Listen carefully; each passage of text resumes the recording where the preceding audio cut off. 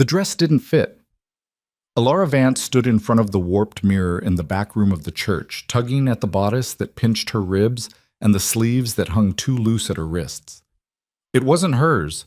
It had belonged to someone else, someone smaller, someone luckier. The lace was yellowed at the edges, and there was a faint stain near the hem that someone had tried to scrub out and failed. She didn't care. None of this was about the dress. Outside, she could hear the low murmur of voices. Not many. Her father had invited only the people who mattered, which in Copper Ridge meant the people who had money, or land, or both.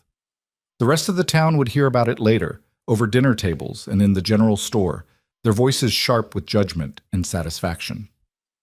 Poor Alara Vance sold herself to that Hale man. What else could she do? Her hands were shaking. She pressed them flat against the rough wood of the table, willing them to stop. She had cried all her tears 2 nights ago, alone in her room with her mother's thin hand stroking her hair. There were no tears left now, just a hollow, nauseating acceptance. This was happening. The door creaked open behind her. "Alara," her father's voice. She didn't turn around. "It's time." She closed her eyes, breathed in through her nose, out through her mouth, the way her mother had taught her when she was small and afraid of thunderstorms. "Did you hear me?" "I heard you." Her voice came out steadier than she expected. She opened her eyes, met her own gaze in the mirror. Her face looked pale, washed out in the dim light. Her dark hair had been pinned up hastily, a few strands already falling loose. She looked like a girl playing dress-up. She looked like a prisoner. She turned around. Her father stood in the doorway, his hat in his hands. He was a tall man, broad-shouldered, but the last year had worn him down to something smaller. His face was lined with worry and shame, and when he looked at her, he couldn't quite meet her eyes. "You don't have to do this," he said quietly. It was a lie, and they both knew it. "Yes, I do." He flinched, looked down at the brim of his hat, turning it over and over in his calloused hands. "I'm sorry," he said. "I'm so damn sorry, Alara." She wanted to hate him. It would have been easier if she could, but all she felt was tired. "I know." He nodded. Didn't say anything else. What was there to say? The debt was real. The land was gone. The bank had given them one last extension, and only because Rowan Hale had walked into the manager's office and paid off the balance in full, in exchange for a wife. Not in those words, of course. Her father had dressed it up as a proposal, a courtship that had happened too quickly for her to notice. But Alara wasn't stupid. She knew what this was, a transaction. Her father stepped aside, and she walked past him into the narrow hallway. The church was small, old.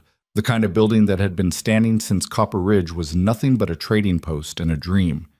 The floorboards creaked under her feet. Somewhere ahead, she could hear the soft whine of the organ starting up. Her mother was waiting at the end of the hall.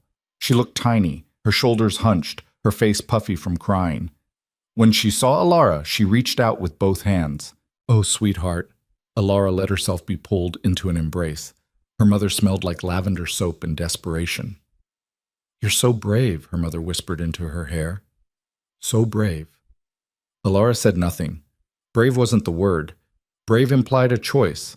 Her mother pulled back, cupping Alara's face in her hands. Her eyes were red-rimmed and fierce. "Listen to me," she said, her voice low and urgent. "You do whatever you have to do to survive. You hear me? Whatever it takes. You don't owe him anything more than what's on that paper." The paper. The marriage certificate her father had signed 2 days ago, his hand shaking so hard he could barely hold the pen. "I know," Alara said. Her mother kissed her forehead, then stepped back, wiping at her eyes with the edge of her sleeve. "Go on, then." Alara walked toward the sanctuary. The organ music swelled, something slow and solemn that was probably supposed to sound romantic, but just made her feel like she was walking to her own funeral. The doors opened. The church was half empty. A scattering of people in the pews, their faces turned toward her with expressions that ranged from pity to thinly veiled curiosity. She recognized most of them, the mayor and his wife, a few of her father's old friends, some of the wealthier ranch owners who did business with Rowan Hale. And at the front, waiting beside the minister, was the man himself. Rowan Hale. She had seen him before, of course. Everyone in Copper Ridge knew who he was. He owned the largest ranch in the county, thousands of acres of grazing land that stretched all the way to the base of the mountains. He was rich, powerful, and according to the whispers, completely alone. He was also a stranger. They had spoken exactly twice. Once, 3 weeks ago, when he had come to her father's house and sat in their cramped kitchen, his hat on his knee, and made his offer in a voice so calm it was almost kind. And once more, 2 days ago, when he had returned to finalize the arrangement. Both times she had barely been able to look at him. Now she had no choice. He was tall, taller than she had remembered, with broad shoulders and a lean, muscular build that came from a lifetime of hard work. His hair was dark, touched with gray at the temples, and his face was weathered and angular, the kind of face that didn't give much away. He wore a simple black suit, clean but not new, and his hands were clasped in front of him, rough and scarred. He didn't smile when he saw her, but he didn't look away either. She forced herself to walk forward, one step, then another. Her father was beside her, his arm linked through hers, but she barely felt it. The aisle seemed impossibly long, the faces in the pews blurred together, and then she was standing beside him. Rowan Hale, her husband. The minister began to speak. Alara didn't hear the words. She stared straight ahead, her hands clenched together so tightly her knuckles turned white. Beside her, Rowan stood perfectly still, his gaze fixed somewhere over the minister's shoulder. "Do you, Rowan Hale, take this woman?" "I do." His voice was steady, no hesitation. The minister turned to her. "And do you, Alara Vance, take this man?" She opened her mouth. Nothing came out. The silence stretched. Someone in the back of the church coughed. Rowan shifted slightly beside her. Not toward her. Not away. Just a small, almost imperceptible movement. "You don't have to," he said quietly. She turned her head, startled. His eyes were on her now, dark, steady, unreadable. "If you say no," he continued, his voice low enough that only she could hear, "I'll walk out of here right now. Your father's debt is paid either way. You don't owe me this." For a moment she couldn't breathe. He meant it. She could see it in his face. He would leave. He would let her go. But what then?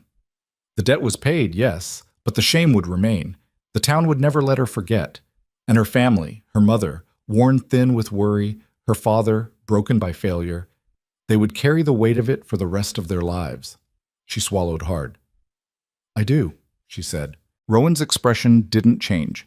He just nodded once, a slight dip of his chin, and turned back to the minister.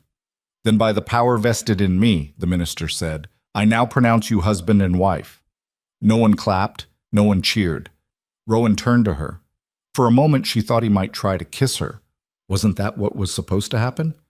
But he didn't. He just offered her his arm. She took it, and together they walked down the aisle and out into the cold gray afternoon. Puss! The ranch was an hour's ride from town. Alara sat beside Rowan in the wagon, her hands folded in her lap, her eyes fixed on the road ahead. He didn't try to make conversation. Neither did she. The silence between them was thick and uncomfortable, broken only by the creak of the wagon wheels and the occasional snort from the horses. The landscape around them was barren and beautiful in equal measure. Rolling hills covered in dry grass, the occasional stand of trees bent sideways by the wind. In the distance, the mountains rose up like jagged teeth against the sky. She had never been this far from town before. The ranch appeared suddenly as they crested a low hill. It was bigger than she had imagined, a sprawling collection of buildings clustered around a large 2-story house. There were barns, corrals, a bunkhouse for the ranch hands. Everything looked solid, well kept, built to last. Rowan pulled the wagon to a stop in front of the house. "This is it," he said. She climbed down without waiting for his help. Her legs were stiff from the ride, and the hem of her dress was dusty and torn. She didn't care. Rowan tied off the horses, then turned to her. "I'll show you inside," he said. She followed him up the steps and through the front door. The inside of the house was plain but clean. Wooden floors, simple furniture, a stone fireplace that looked like it had been built to withstand a siege. There were no paintings on the walls, no curtains on the windows. It felt more like a place someone survived in than a place someone lived. "Your room is upstairs," Rowan said, nodding toward the staircase. "First door on the left. I'm at the end of the hall. She stared at him. My room? Yes. We're not. She stopped, couldn't finish the sentence. Rowan's expression was unreadable. We're married on paper, he said quietly. That's all. I won't touch you, Alara. Not unless you ask me to. She didn't know what to say. She had spent the last 3 weeks bracing herself for the worst, for demands, for violence, for the kind of cruelty that men like him were supposed to be capable of. This was not that. This was something else entirely. Why? She asked. He looked at her for a long moment. Because you didn't choose this, he said, and I'm not the kind of man who takes what isn't freely given. He turned and walked toward the back of the house, leaving her standing alone in the entryway. She stood there for a long time, staring after him. Then slowly, she climbed the stairs. Kas. The room was small but comfortable. A bed, a dresser, a window that looked out over the fields. Someone, Rowan, she assumed, had left a pitcher of water and a clean towel on the dresser. She sank down onto the bed, her legs finally giving out. She should have felt relieved, grateful even. Instead, she just felt lost. This wasn't what she had expected. Rowan Hale was supposed to be cold, distant, a man who had bought her like livestock and would treat her accordingly. But he wasn't. He was something else, something she didn't have a word for yet. She pulled off her shoes and lay back on the bed, staring up at the ceiling. Outside, the wind picked up, rattling the window in its frame. She closed her eyes, and for the first time in weeks, she let herself breathe. The first week passed in a strange, fragile silence. Rowan was gone most of the day, working the ranch with his men. She saw him at breakfast. He cooked, which surprised her, and again at dinner, but they rarely spoke. He asked if she needed anything. She said no. He nodded and went back to his food. It was awkward, strained, but not unkind. She spent her days exploring the house, familiarizing herself with the rhythms of the place. There was a kitchen garden out back, overgrown and neglected. She started pulling weeds, more out of boredom than any real desire to tend it. The work felt good, simple, something she could control. One afternoon, she found an old trunk in the corner of the room Rowan had given her. Inside were women's clothes, dresses, shawls, a pair of worn boots. They were old, but well made, and they fit her better than the wedding dress had. She didn't ask who they had belonged to. At night, she lay awake in her room, listening to the sounds of the house settling around her. Sometimes she heard Rowan moving around downstairs. Sometimes she heard him climb the stairs and walk past her door to his own room at the end of the hall. He never knocked. He never tried to come in. She didn't know whether to be relieved or unsettled. On the 8th day, she woke to find snow falling. It came down in thick, heavy flakes, blanketing the fields in white. She stood at the window watching it accumulate and felt a strange tightness in her chest. Winter was here, and she was trapped. She went downstairs to find Rowan already in the kitchen, frying eggs on the stove. He glanced up when she entered. "Morning," he said. "Morning." She poured herself a cup of coffee from the pot on the stove and sat down at the table. The silence stretched between them, familiar now, but still uncomfortable. "Storm's supposed to last a few days," Rowan said, flipping an egg. "Roads will be impassable. We're stuck here till it clears." She nodded, took a sip of her coffee. It was strong and bitter, the way he always made it. He set a plate in front of her, eggs, bacon, a thick slice of bread. She murmured her thanks and started eating. They ate in silence. When they were finished, Rowan stood and carried his plate to the sink. "I'll be in the barn if you need anything," he said. She watched him pull on his coat and hat, then disappear out the back door. And once again, she was alone, Beaupet's. By the 3rd day of the storm, the silence was starting to suffocate her. She had cleaned the kitchen twice, reorganized the pantry, even attempted to mend a tear in one of the curtains. But there were only so many ways to fill the hours, and the walls of the house seemed to press in closer with every passing minute. She needed to get out. She bundled herself in one of the heavy coats she had found in the trunk and stepped outside. The cold hit her like a slap. The snow was still falling, lighter now, but relentless. She pulled the coat tighter and made her way toward the barn. Inside it was warmer. The animals, horses, a few cows, shifted in their stalls, their breath misting in the air. At the far end, she saw Rowan kneeling beside one of the horses, checking its hooves. He looked up when he heard her. "You shouldn't be out here," he said. Not unkind, just matter of fact. "I needed air." He nodded, went back to his work. She walked along the row of stalls, running her hand along the rough wood. One of the horses, a gray mare with kind eyes, nuzzled her hand. "That's Stella," Rowan said from behind her.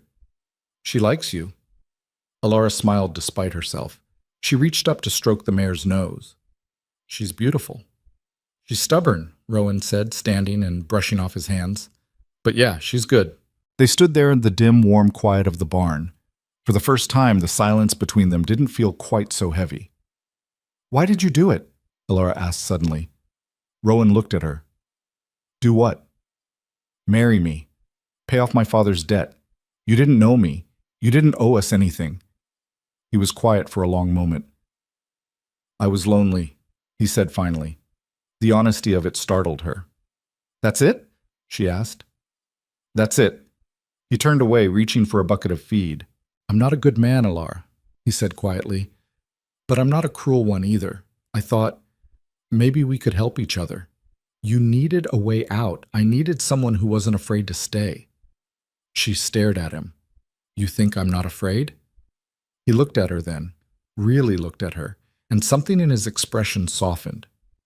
"I think you're terrified," he said, "but you're still here."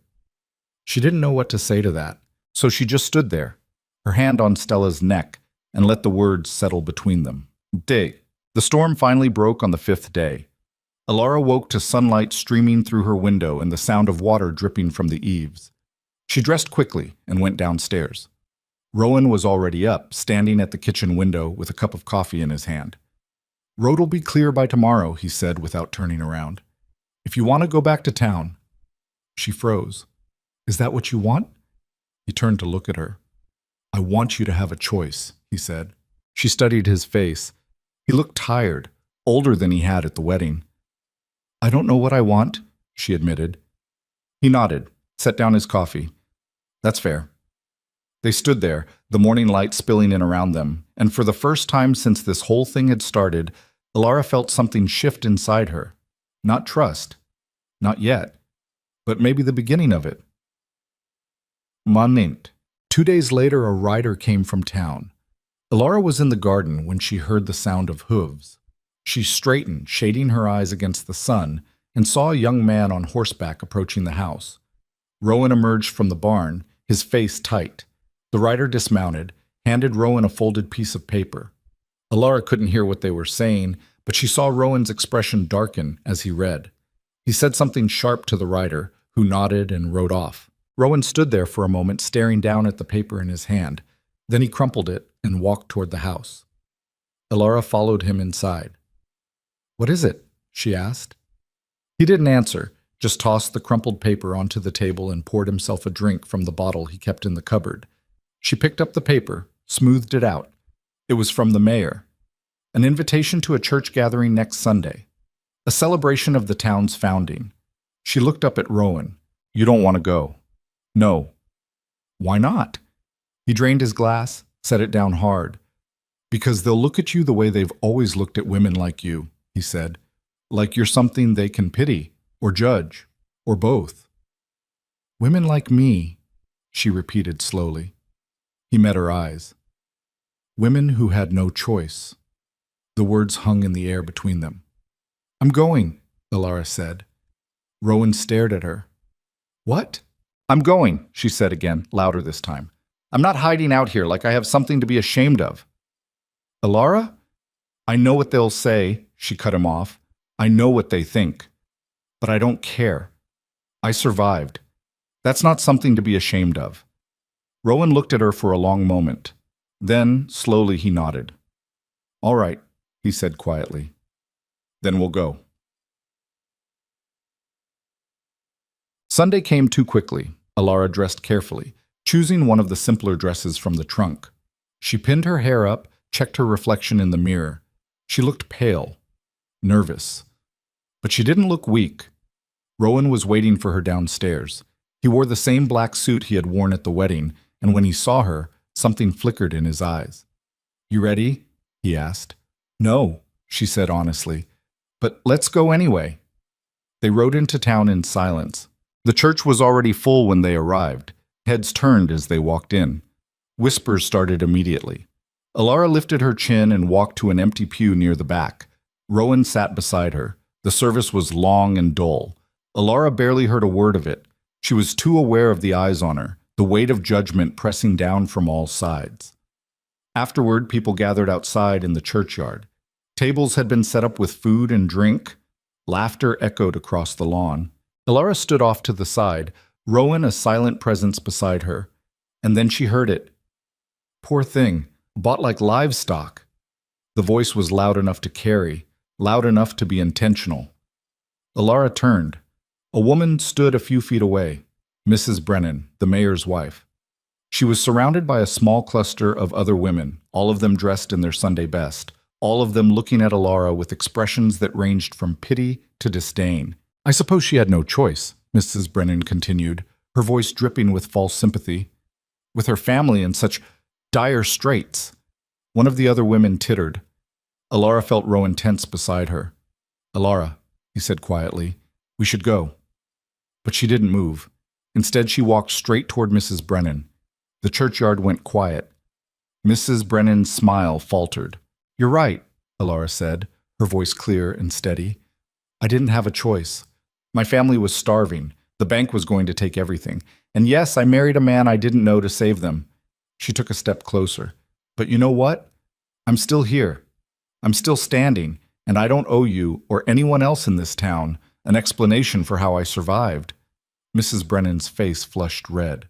"Well, you never had to," Alara cut her off. "That's the difference between us.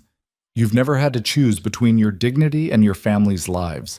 You've never had to stand in front of strangers and beg for mercy. So don't you dare judge me for doing what I had to do." The silence was absolute. Alara turned and walked away. Rowan followed. They didn't speak until they were back in the wagon, the town disappearing behind them. "That was brave," Rowan said quietly.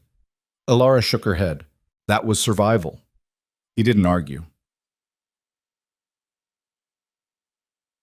That night, Alara sat alone in her room, staring out the window at the dark fields beyond. She had meant what she said. She wasn't ashamed, but she was tired. Tired of fighting, tired of being looked at like something broken. She wanted to leave. Not because she was running away, but because staying felt like asking Rowan to shoulder a burden he didn't deserve. She made her decision. At dawn, she would pack her things and go. Somewhere far from Copper Ridge. Somewhere no one knew her name. She would give Rowan back his life. And maybe, finally, she would find her own. She lay down on the bed and closed her eyes, and tried not to think about the fact that, for the first time in her life, leaving felt harder than staying. She didn't sleep. Alara lay in the darkness, watching the shadows shift across the ceiling as the hours crawled past. Every time she closed her eyes, she saw Mrs. Brennan's face, that pinched, satisfied expression, the way her mouth had twisted around the word livestock. She saw the other women, their heads bent together, whispering. She saw the men standing off to the side, pretending not to notice while their eyes tracked her every move. She had told herself she didn't care what they thought, but that was a lie. It wasn't the judgment that bothered her. She had expected that.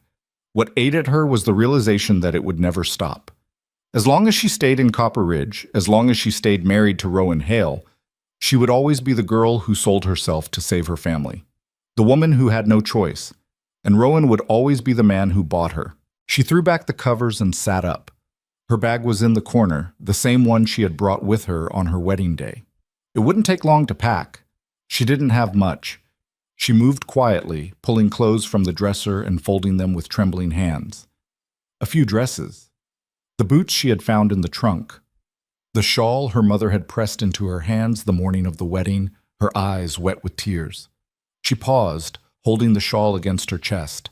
Her mother would understand. She had to.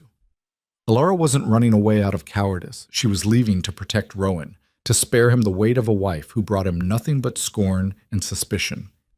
He deserved better than that. She finished packing and set the bag by the door. Then she sat down on the edge of the bed and waited for the sun to rise. The sky was still dark when she heard footsteps in the hall. She froze. They stopped outside her door. For a long moment, there was nothing. Just the sound of her own breathing, shallow and uneven. Then she heard Rowan's voice, low and rough. "You awake?" She didn't answer. Another pause, then the footsteps moved away, down the stairs, out the back door.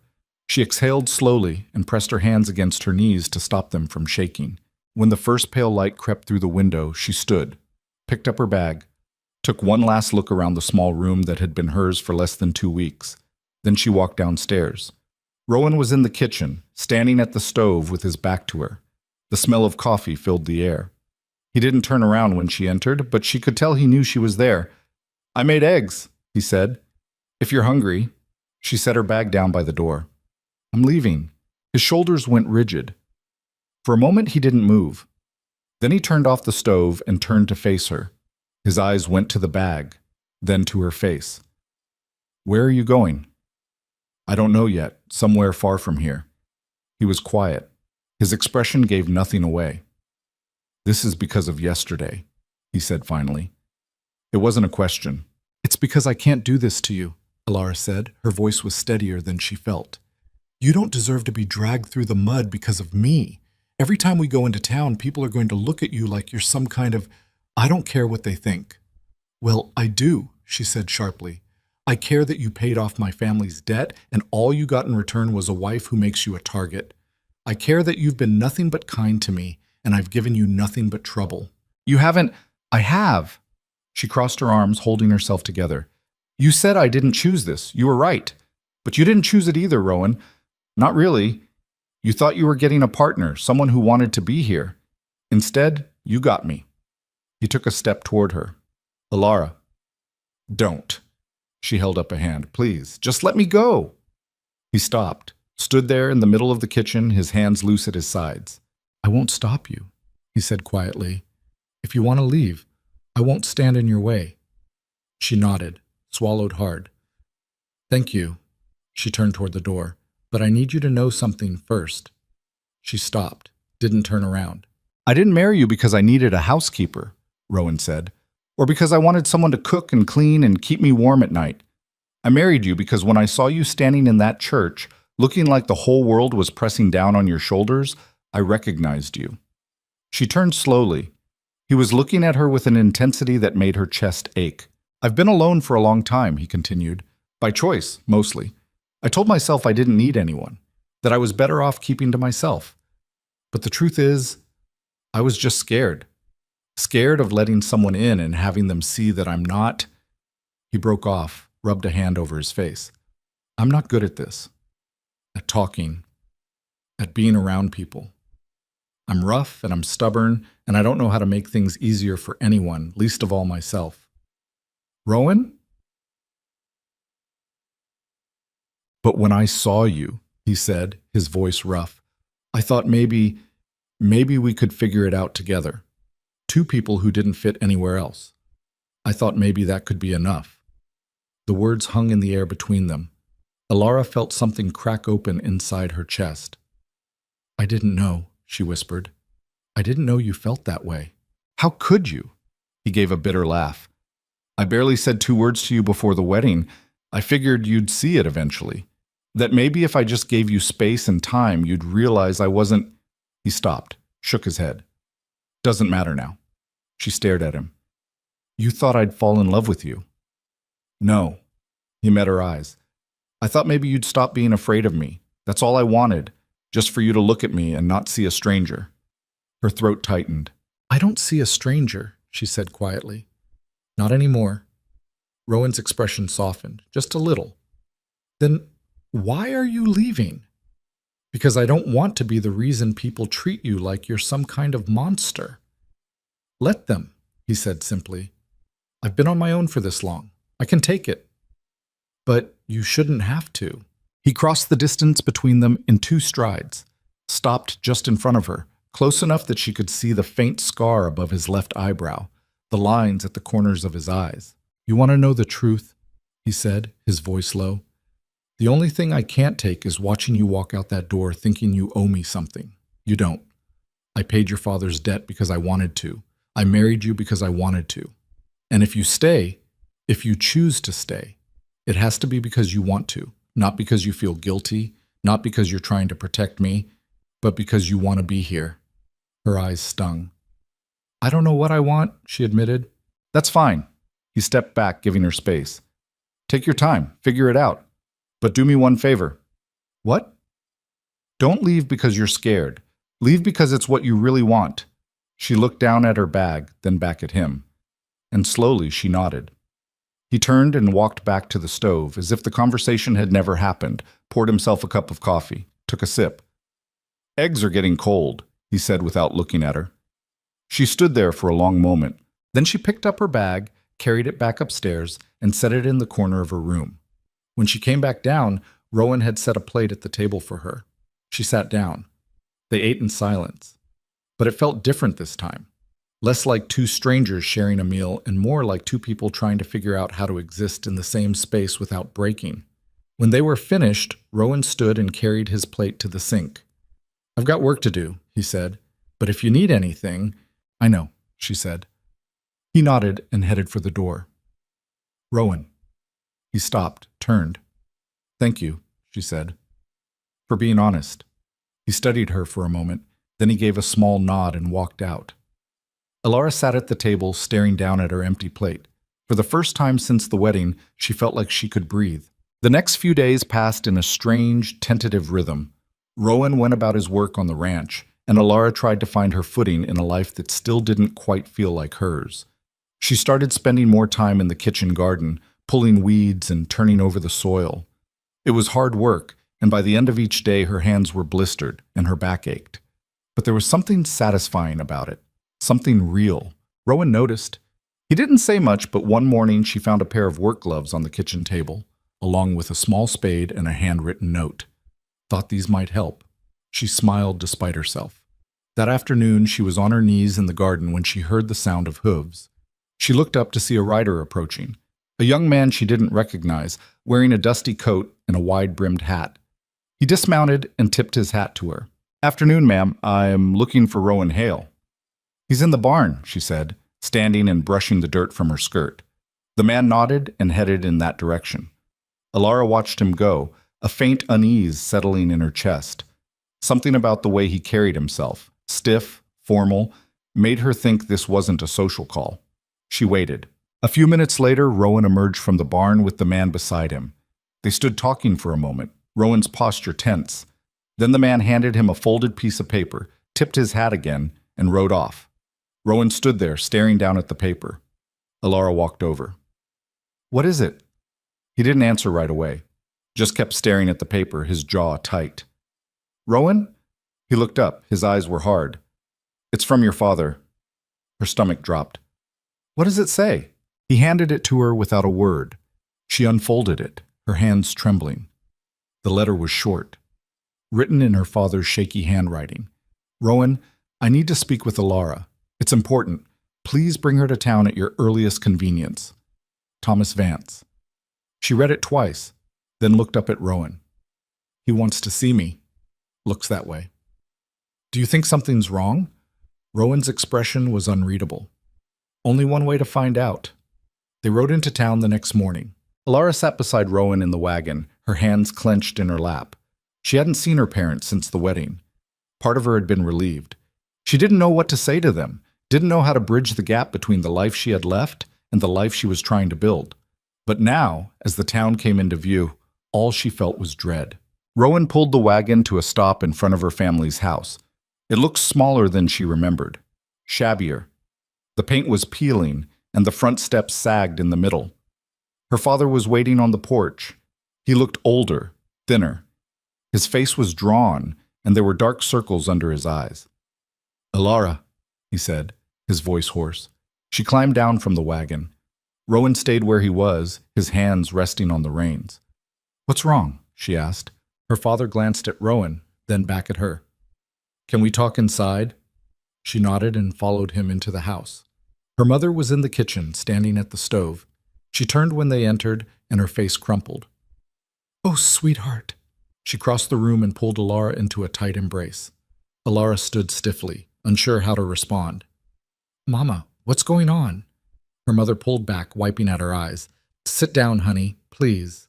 Elara sat at the small kitchen table. Her father sat across from her, his hands folded in front of him. Her mother hovered nearby, wringing her hands. We made a mistake, her father said finally. Elara frowned. What do you mean? The marriage. He looked down at his hands. I didn't know. Thomas, just tell her, her mother said sharply. He took a breath. When Rowan came to us with his offer, I thought it was the only way. I thought he was a decent man and that he'd treat you well, but I didn't ask enough questions. He broke off, rubbing a hand over his face. I didn't know what kind of man he really was. Elara went cold. What are you talking about? People have been talking, her mother said, about Rowan, about his past. What past? Her father leaned forward. He was married before, Elara. Did you know that? She stared at him. No. Her name was Catherine. They were married for 3 years, and then she died. Elara's heart was pounding. How? Her father hesitated. They say it was an accident. She fell from a horse, broke her neck. They say, Elara repeated slowly. Who says? People in town, her mother said. Mrs. Brennan told me. Mrs. Brennan, Elara said flatly. Her mother flinched. I know you don't like her, but she's not wrong about this. Catherine Hale died under suspicious circumstances, and Rowan never talked about it, never explained what happened, and now he's gone and married you, and people are worried. People are worried, Elara cut her off, or people are gossiping. Her father slammed his hand on the table. Damn it, Elara, we're trying to protect you. The room went silent. Her father's face was red, his breathing harsh. I made a mistake, he said again, quieter this time. I sold you to a man I didn't know, and now I'm hearing things that make me think I put you in danger. So yes, I'm worried, and yes, I want you to come home. Elara stared at him. Come home, she repeated.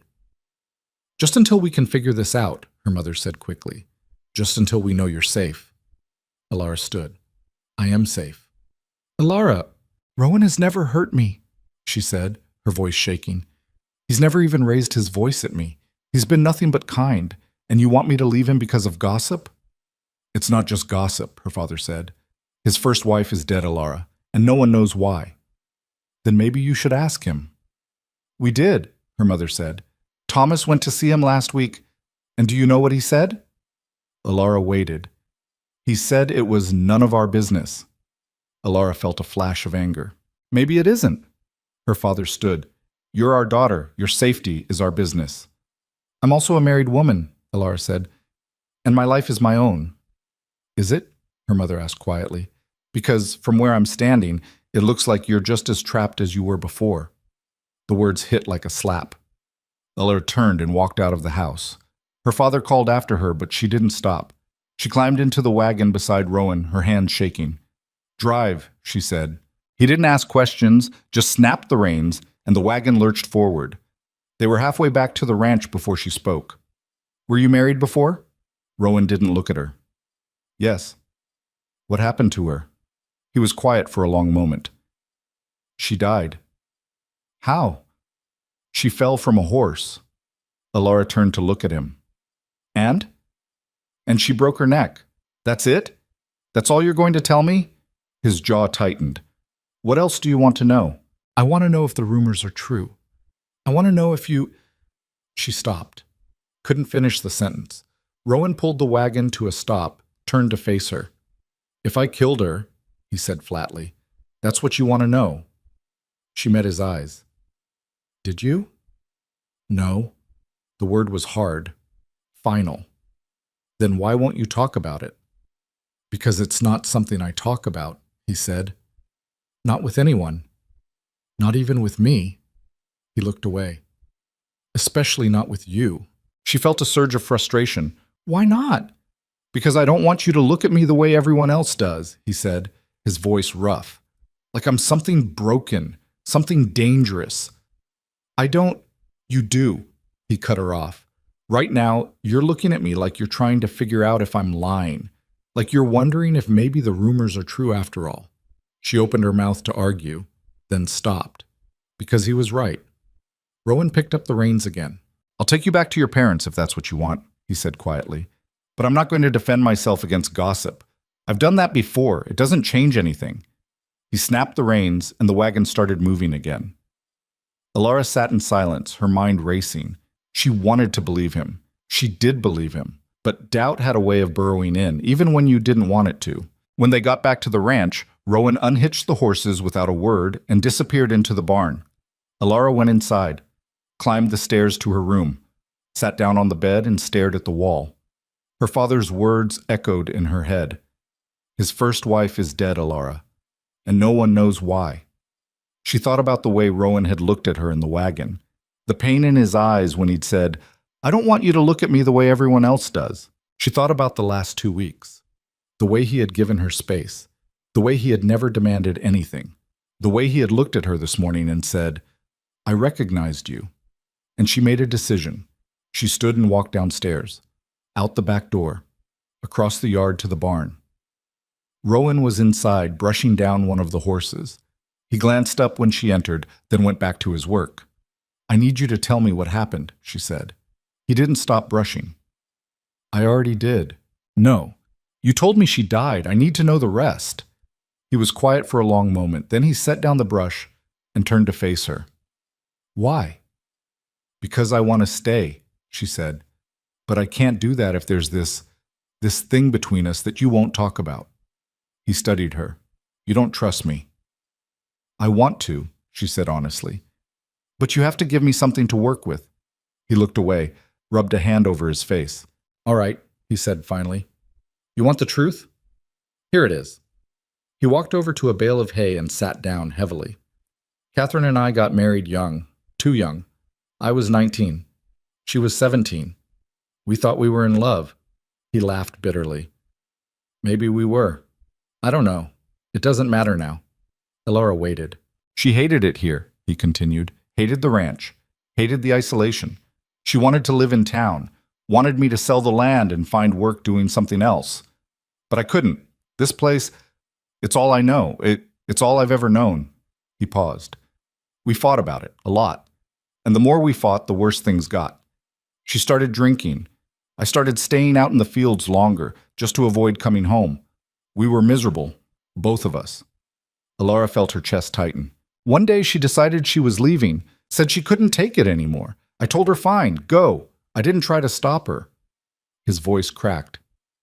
I should have, but I didn't. Rowan, she was drunk, he said. I didn't know it at the time, but she'd been drinking all morning. She saddled up her horse and rode off. I figured she'd go to her sister's place in town. Cool off, come back when she was ready. He stopped, swallowed hard. She didn't make it. The horse spooked about a mile down the road. Threw her. She hit her head on a rock. By the time I found her, she was already gone. The silence stretched between them. I'm sorry, Alara said quietly.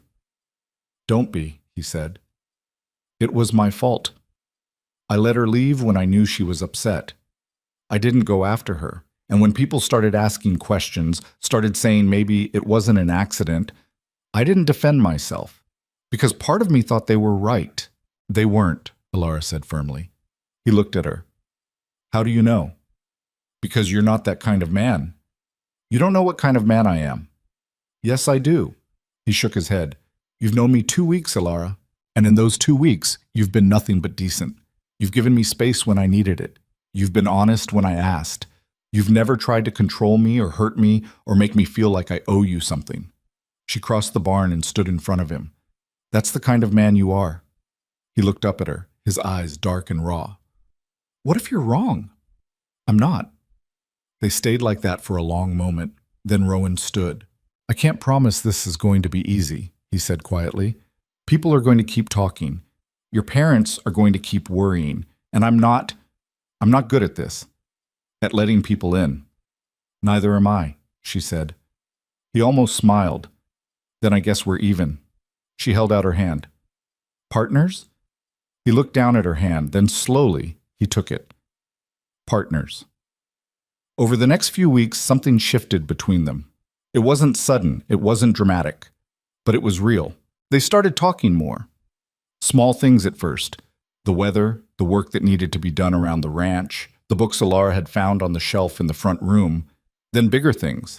Rowan told her about his childhood, about the father who had died when he was 12 and left him the ranch. Alara told him about her mother's garden, the one she used to tend before the drought came and killed everything. They worked side by side in the kitchen garden, turning over the soil and planting seeds for spring. Rowan showed her how to mend a fence. She taught him how to make bread the way her mother had taught her. At night, they sat by the fire and read. Sometimes they talked. Sometimes they just sat in comfortable silence. And slowly, carefully, they built something that felt like trust. One evening, Alara was washing dishes when Rowan came in from the barn. He hung his coat by the door and poured himself a cup of coffee. "I've been thinking," he said. She glanced over her shoulder.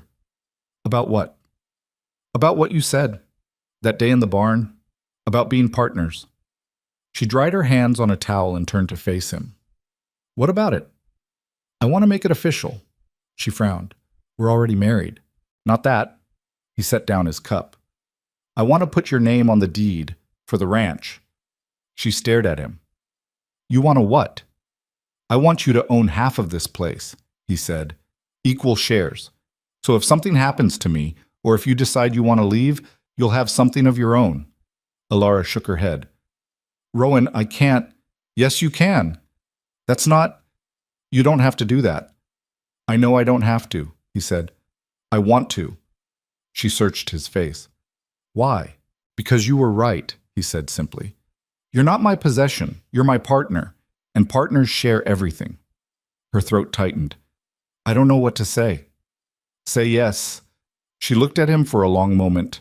Then, slowly, she nodded. "Yes." He smiled. It was small, hesitant, but genuine. "Good." The next morning, they rode into town together to meet with the lawyer. The process was simple. Rowan signed the papers transferring half ownership of the ranch to Alara. The lawyer, a thin, nervous man who kept glancing between them as if he expected one of them to change their mind, witnessed the signatures and stamped the documents. When it was done, Alara stared down at the paper in her hands. "I own land," she said, almost to herself. Rowan looked at her. "You sound surprised." "I am." She looked up at him. "A month ago, I didn't even own my own life." His expression softened. "You do now." They walked out of the lawyer's office and into the bright winter sunlight. And for the first time since the wedding, Alara felt something shift inside her. Not love, not yet, but something close. Something that felt like the beginning of freedom. News traveled fast in Copper Ridge. By the time they got back to the ranch, Alara could feel it, the weight of what they'd just done pressing down on her shoulders. Rowan had put her name on the deed, made her an equal owner of one of the largest properties in the county. It was the kind of thing that would set tongues wagging for weeks. She was right. 3 days later, her father showed up unannounced. Alara was in the kitchen garden, her hands deep in the soil, when she heard the wagon. She looked up to see her father climbing down, his face tight with something she couldn't quite read. Anger, maybe, or fear. "Papa," she said, wiping her hands on her apron. He didn't waste time on pleasantries. "Is it true?" She stood slowly. "Is what true?" "Don't play games with me, Alara. Half the town is talking about it. Rowan Hale put your name on the ranch deed. Tell me it's not true." She lifted her chin. "It's true." Her father's face went red. "Have you lost your mind?" "I don't think so." "You married this man 6 weeks ago. 6 weeks, and now you own half his property?" He took a step closer. "What did you do, Alara? What did you promise him?" The accusation hit like a fist. "I didn't promise him anything," she said, her voice sharp. "He offered. I accepted." "Just like that." "Just like that." Her father shook his head. "You don't see it, do you? You don't see what he's doing." "What is he doing, Papa? Treating me like an equal? Giving me something that's mine?" "He's trapping you," her father said. "He's making it so you can't leave. So you're tied to this place, to him, forever." Alara stared at him. "You really believe that?" "I know men like him, Alara, men who act kind, who act generous, but it's all just..." "You don't know him," she cut him off. "You've never tried to know him. You just listened to gossip and decided he was dangerous." "His wife is dead, and he told me why." Her voice rose. "He told me everything, about Catherine, about the accident. About how people blamed him even though he didn't do anything wrong, just like you're blaming him now. Her father's jaw worked. He could be lying. He's not. How do you know? Because I know, she said fiercely. Because I've lived with him. I've seen who he is when no one else is watching, and he's not what you think. Her father looked at her for a long moment. Then he shook his head. You're making a mistake. Maybe, she said. But it's mine to make. He turned and climbed back into the wagon without another word. She watched him drive away, her hands trembling. When she turned around, Rowan was standing on the porch. She didn't know how long he'd been there. Long enough, probably. You didn't have to defend me, he said quietly. She walked toward him. Yes, I did. He looked at her, something unreadable in his eyes. He's your father. And you're my husband. The word felt strange in her mouth. Not wrong exactly, just unfamiliar.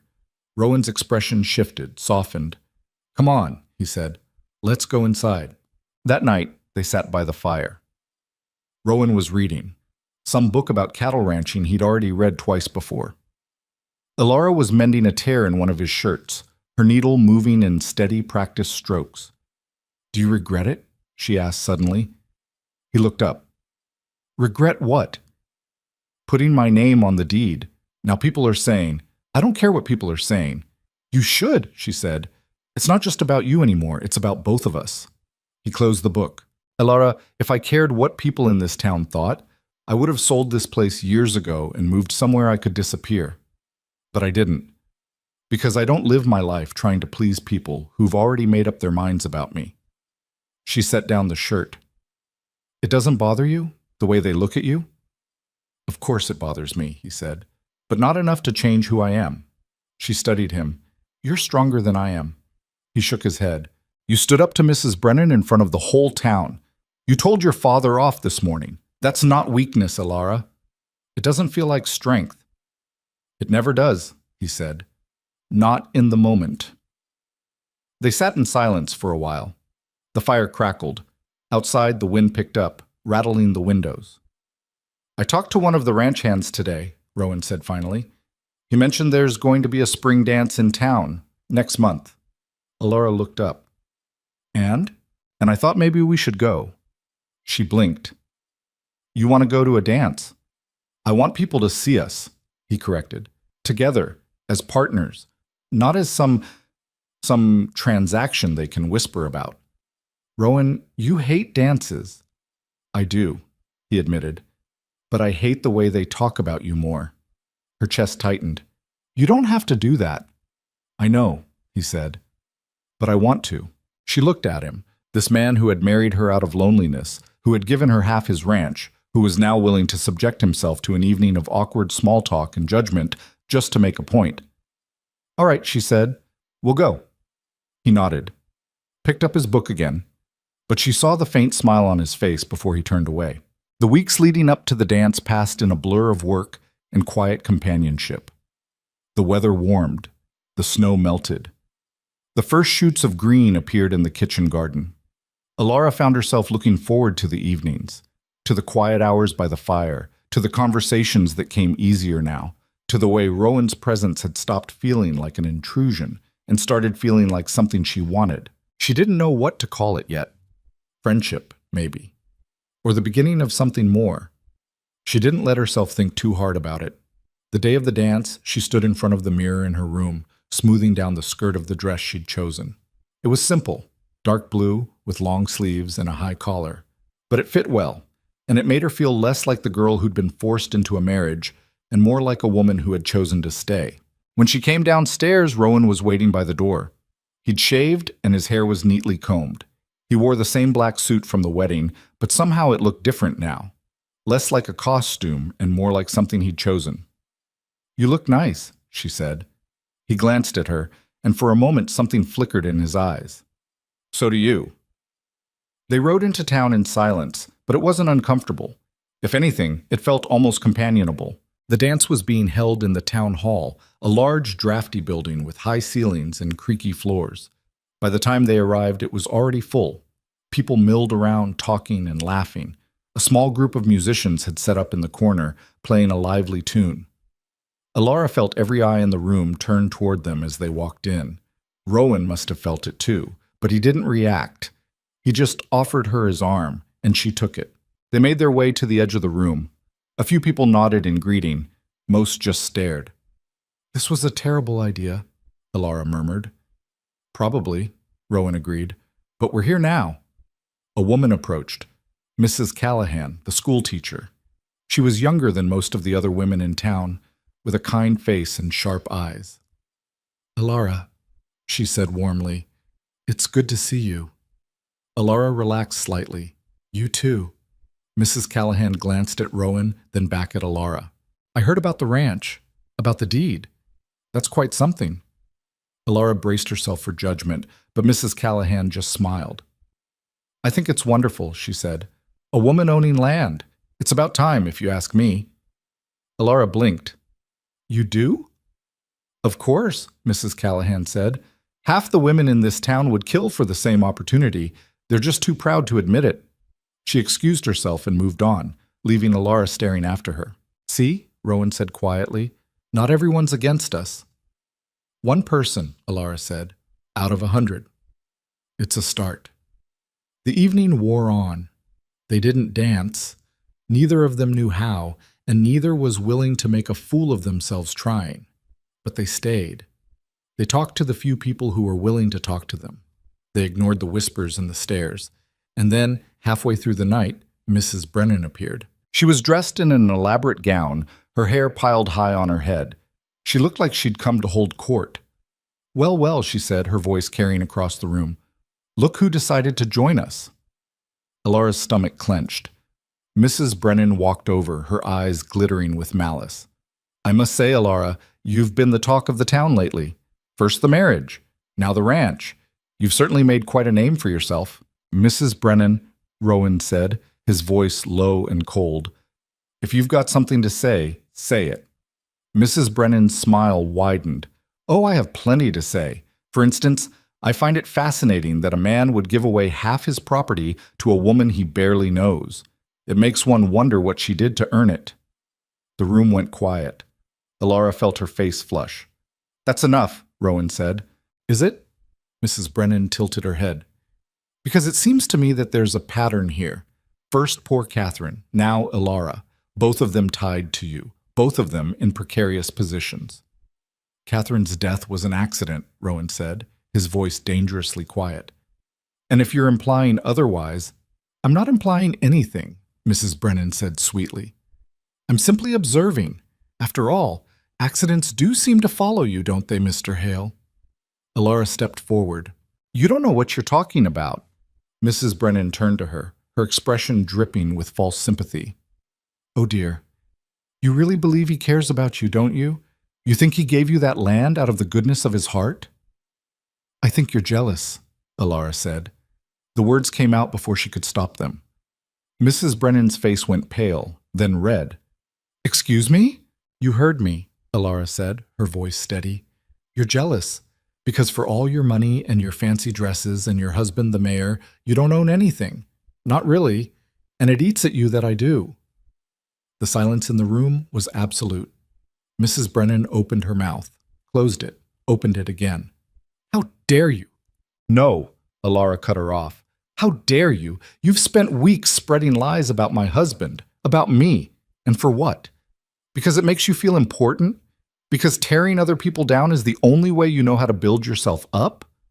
Mrs. Brennan's face was scarlet now. "You have no idea what you're talking about." "Don't I?" Alara took a step closer. "You want to know the truth, Mrs. Brennan? Rowan gave me half the ranch because he's a better man than anyone in this room, because he believes I deserve something of my own.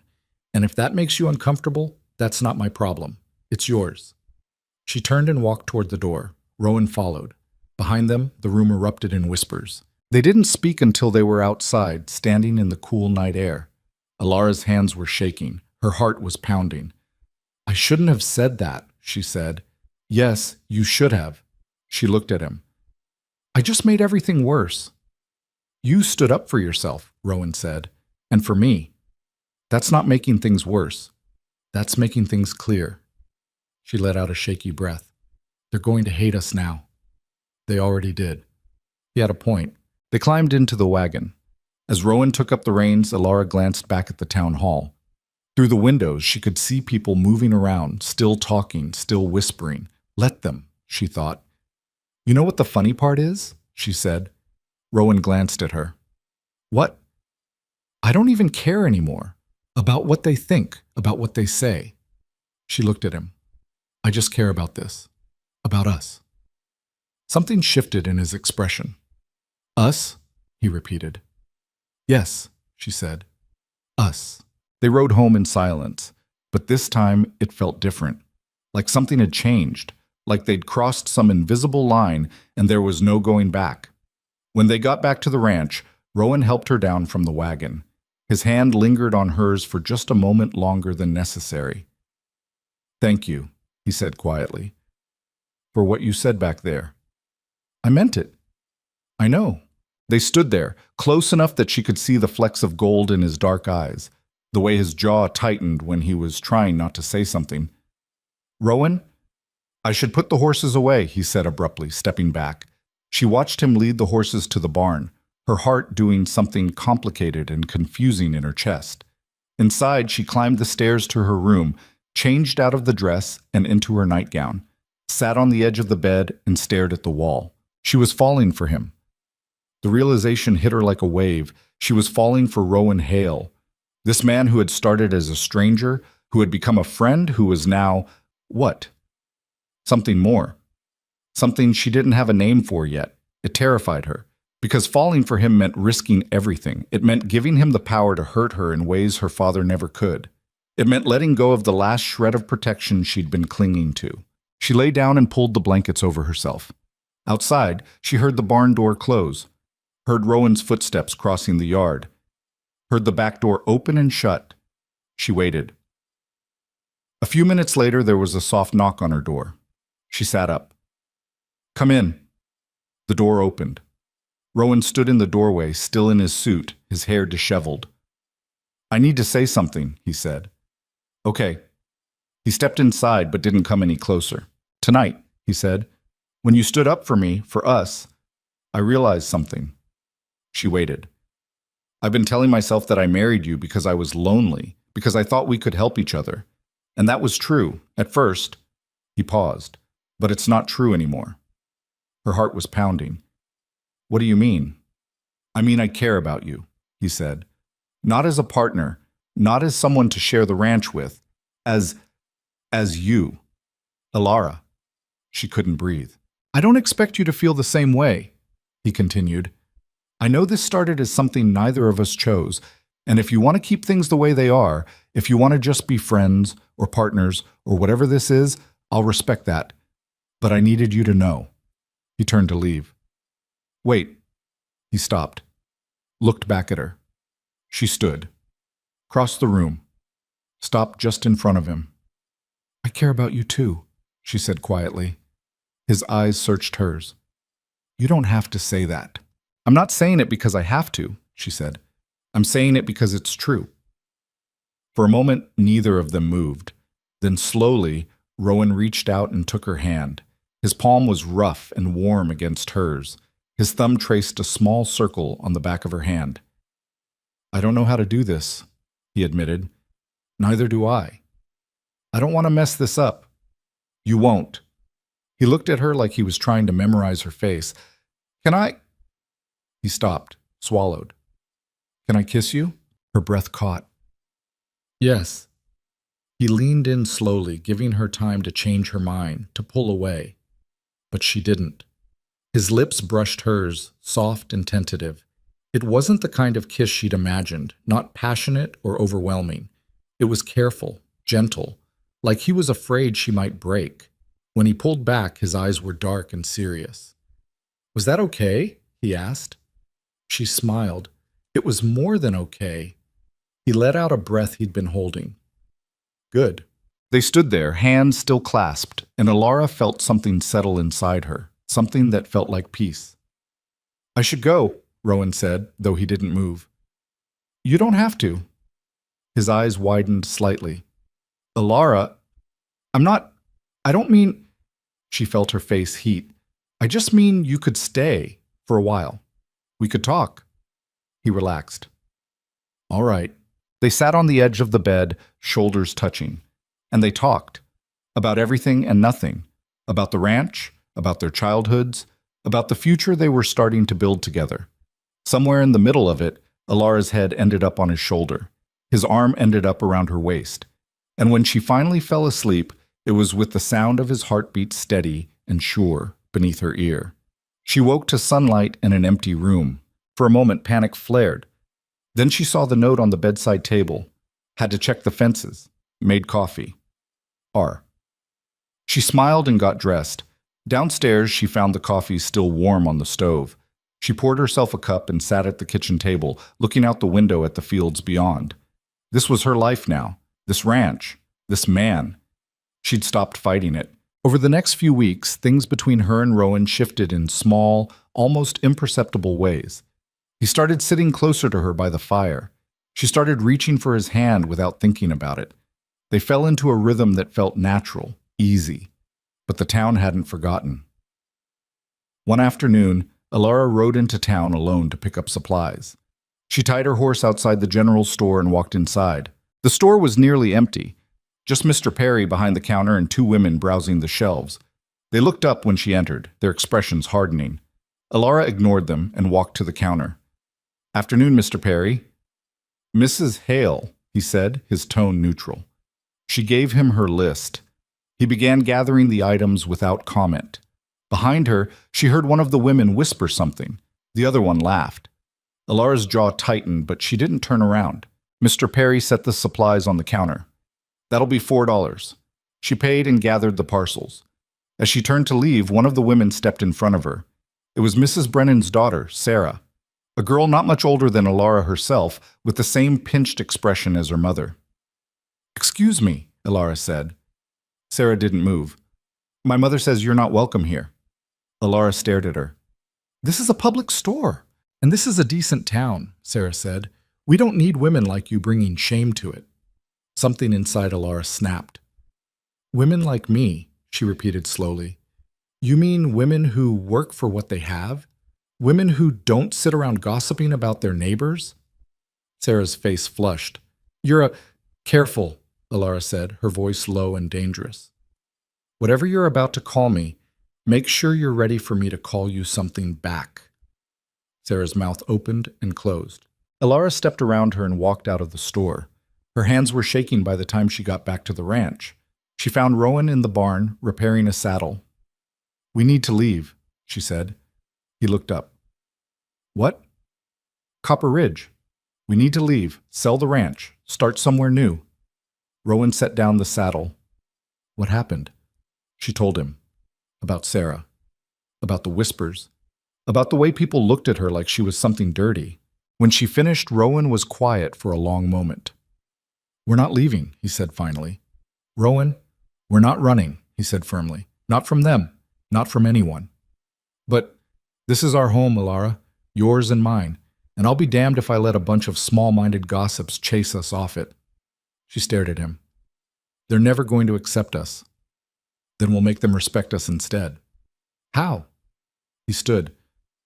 "I don't know yet," he admitted, "but we'll figure it out, together." She wanted to argue, wanted to tell him it was hopeless, but the look in his eyes stopped her. "All right," she said quietly. "Together." He pulled her into his arms, and she let herself lean into him. Let herself believe that maybe, just maybe, he was right. That night, as they sat by the fire, Rowan spoke again. "There's something I've been thinking about." "What's that?"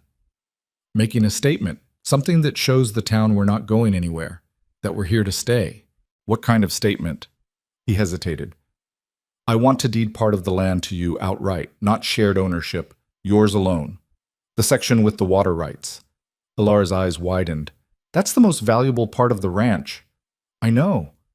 "Rowan, that's your livelihood." "No," he said. "It's our livelihood. And I want everyone to know that you're not here because you have to be. You're here because you choose to be, and you have every right to stay." She felt tears prick her eyes. "You don't have to do that." "I know," he said, "but I want to." She looked at him. This man who kept giving her pieces of himself, who kept trying to make her feel safe, who kept choosing her even when it would have been easier not to. "Okay," she whispered. He smiled. And in that moment, Alara knew with absolute certainty that she loved him.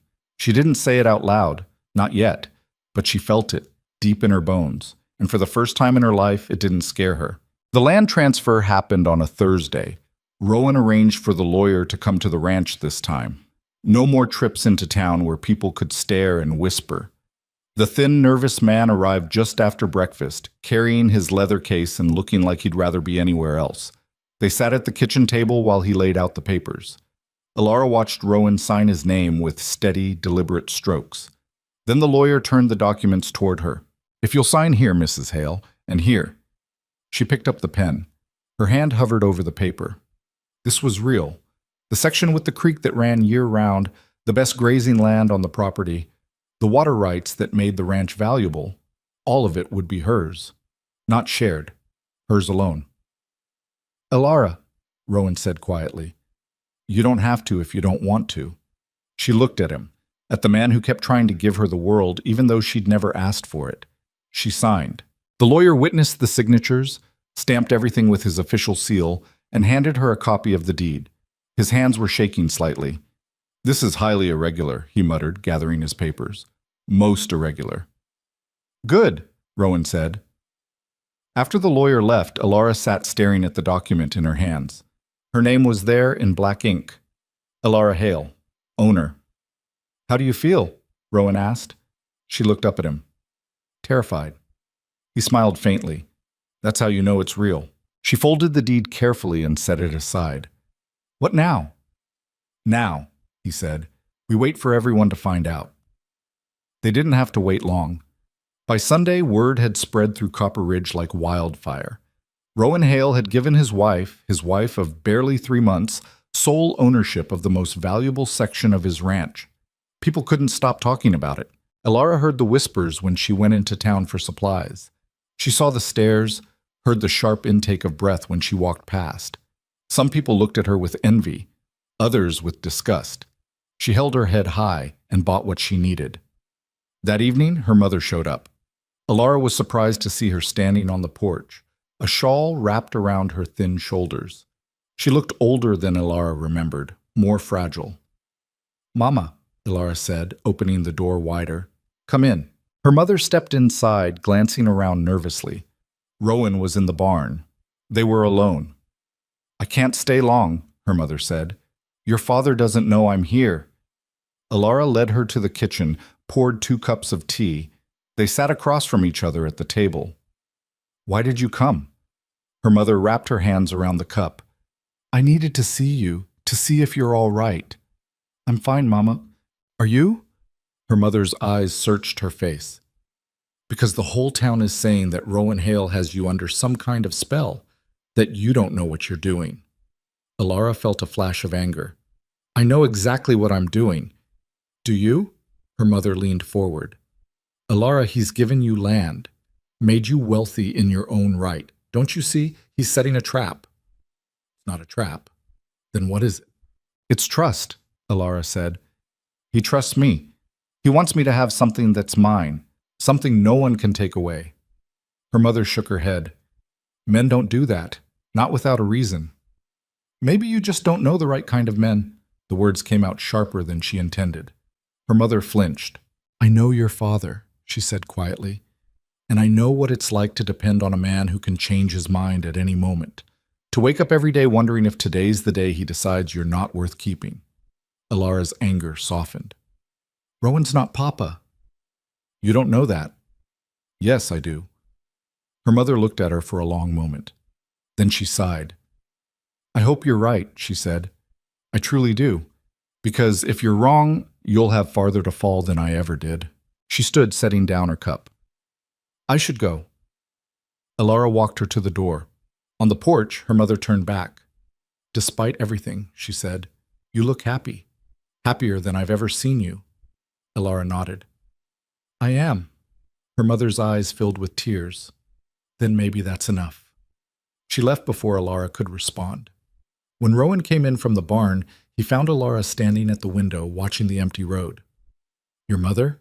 He guessed. How did you know? Saw her wagon from the ridge. He came to stand beside her.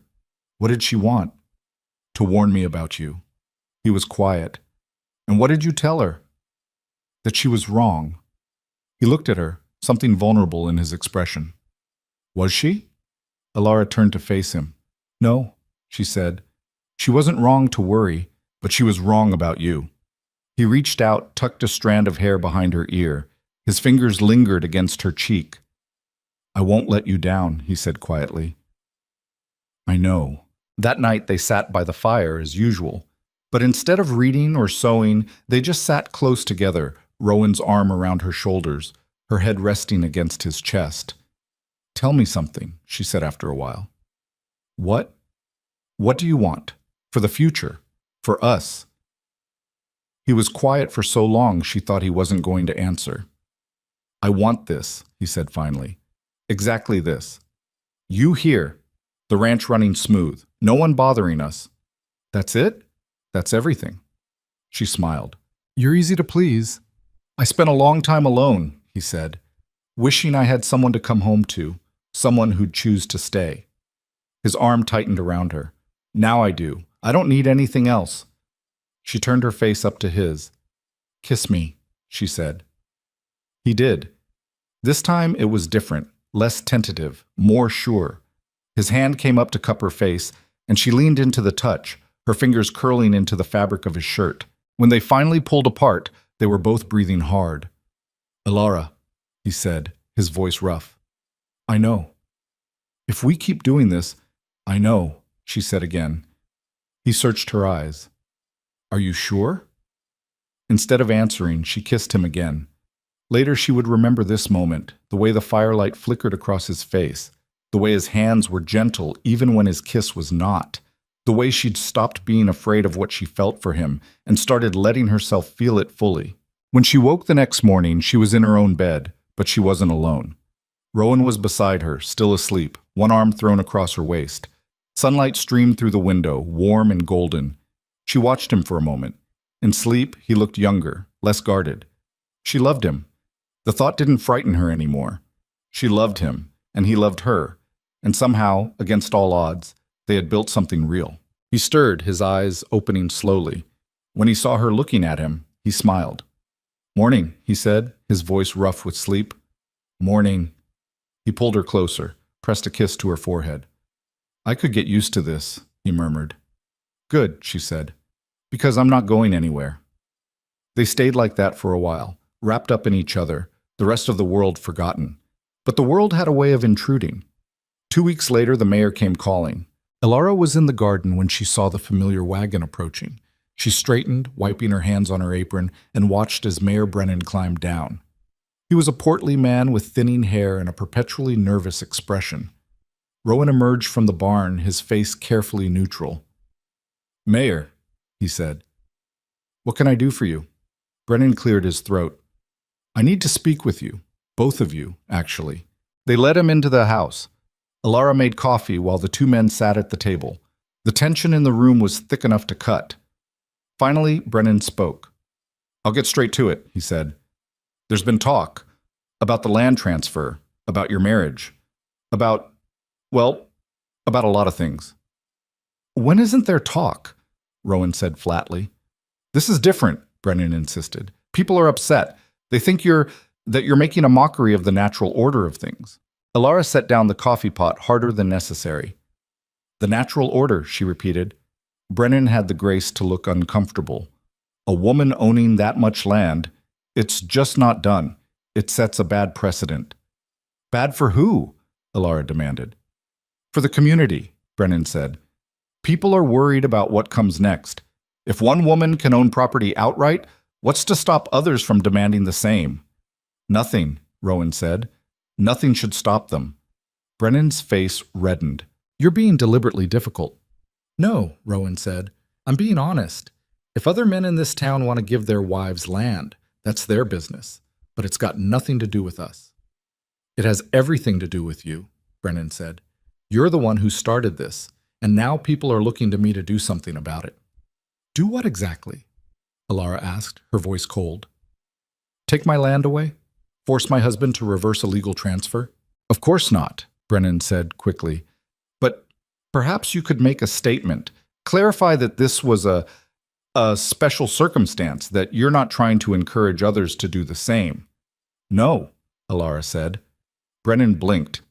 Excuse me? I said no. She crossed her arms. I'm not going to apologize for owning land. I'm not going to pretend this was some kind of mistake. And I'm certainly not going to tell other women they don't deserve the same rights I have. Mrs. Hale. You can leave now, Rowan said, standing. Tell whoever sent you that we're not interested in making your job easier. Brennan stood as well, his face flushed. You're making a mistake, both of you. This town has a long memory. Good, Alara said. Then they'll remember who tried to take away what's mine. Brennan left without another word. After he was gone, Alara started pacing. They're not going to let this go, she said. Probably not. Rowan, what if they try to hurt you? Hurt the ranch? He caught her hand, pulled her to a stop. Then we'll deal with it, he said, together. She wanted to believe him, but fear had a way of creeping in, even when you tried to push it away. That night, she couldn't sleep. She lay in bed beside Rowan, listening to his steady breathing, and tried not to imagine all the ways this could go wrong. What if the town turned against them completely? What if they couldn't sell their cattle, couldn't buy supplies, couldn't survive? What if loving him meant losing everything? She must have made some sound because Rowan stirred beside her. Can't sleep? He murmured. No. He pulled her close. Talk to me. She hesitated. Then the words came pouring out. All her fears, all her doubts, everything she'd been holding back. When she finished, he was quiet for a moment. You want to know what I think? He said finally. What? I think you're right. Things might get worse before they get better. The town might turn on us. We might lose friends, lose business, lose things we can't afford to lose. Her heart sank. That's supposed to make me feel better? No, he said. But here's the part that should. I don't care. I'd rather have you and nothing else than have everything without you. She felt tears prick her eyes. You mean that? I do. She buried her face against his chest. I love you, she whispered. She felt him go still. What? She pulled back, looked up at him. I love you, she said again, louder this time. I love you, Rowan. I don't know when it happened, but it did, and I needed you to know. He stared at her, his eyes wide and dark in the dim light. Then he kissed her, hard and desperate and full of everything he couldn't say. When they finally broke apart, he pressed his forehead to hers. I love you too, he said, his voice rough. I've loved you since the day you stood up to Mrs. Brennan. Maybe before that. I don't know. I just know I can't imagine my life without you anymore. She kissed him again. And this time there was no hesitation, no fear, just the two of them, choosing each other over and over again. The next morning, Alara woke feeling lighter than she had in weeks. She dressed quickly and went downstairs to find Rowan already in the kitchen, making breakfast.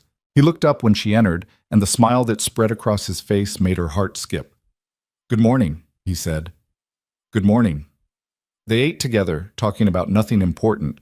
The horses that needed shoeing, the fence that needed mending, the seeds they should order for spring planting, normal things, married things.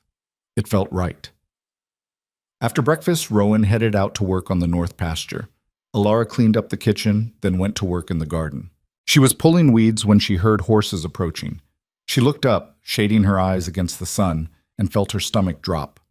There were 5 of them, men she recognized from town. They rode up to the house and dismounted, their expressions hard. Alara stood slowly, her heart pounding. Can I help you? She called out. The leader, a man named Carson, who owned the feed store, stepped forward. We need to talk to your husband. He's working. What's this about?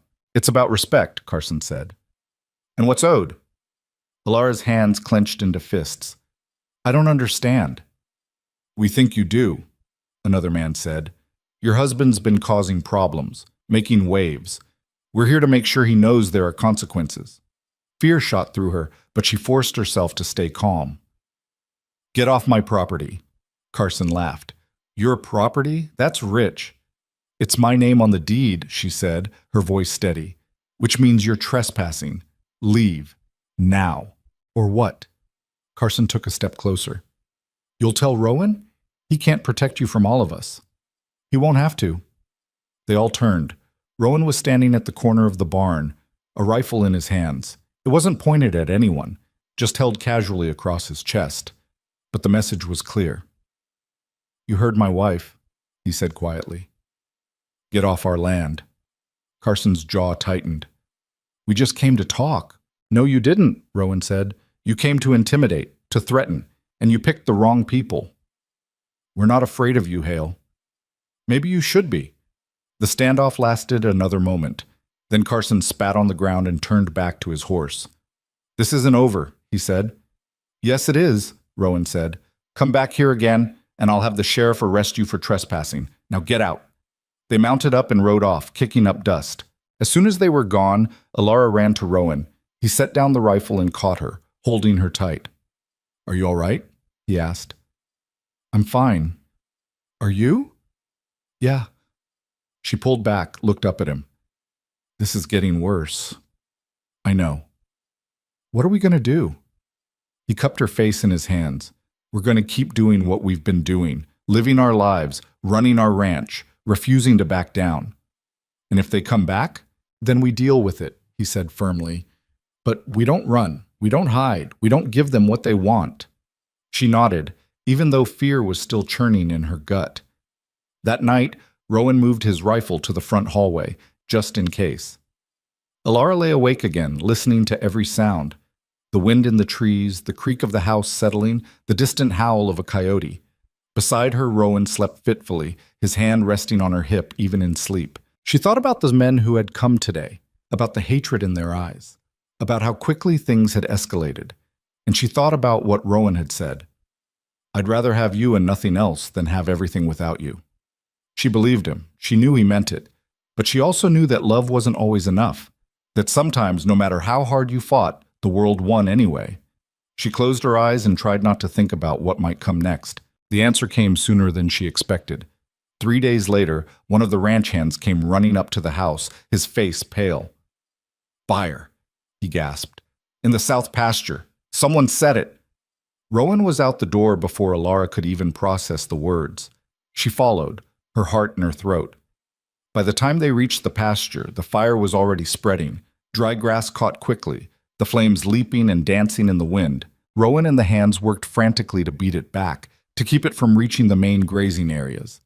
Alara helped, her hands blistering, her lungs burning from the smoke. It took hours to get it under control.